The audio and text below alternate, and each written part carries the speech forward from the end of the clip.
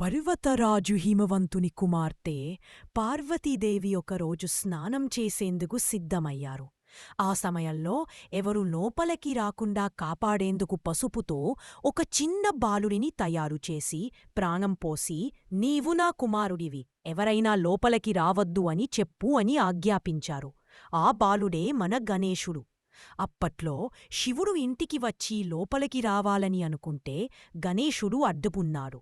శివుడు ఈ చిన్నవాడెవరో తెలియక కోపంతో తన త్రిశూలం ఎత్తి అతని తలను నరికివేశాడు. పార్వతీదేవి ఈ విషయం తెలుసుకుని తీవ్రంగా విచారించి కోపగించి శివుడిని ప్రశ్నించారు. శివుడు తన తప్పును గుర్తించి వెంటనే గణేశుడి ప్రాణం తిరిగి ఇవ్వాలని నిర్ణయించుకున్నాడు. ఆయన తన గణాలను ఉత్తర దిశలో దొరికిన మొదటి తలను తెచ్చమని ఆజ్ఞాపించాడు. వారు ఏనుగు తలను తీసుకువచ్చారు.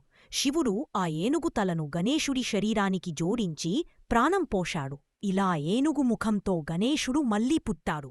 శివుడు ఆయనకు ప్రథమ పూజలు అందుకునే అధికారం ఇచ్చాడు. అందుకే ప్రతి శుభకార్యం గణపతి పూజతోనే మొదలవుతుంది.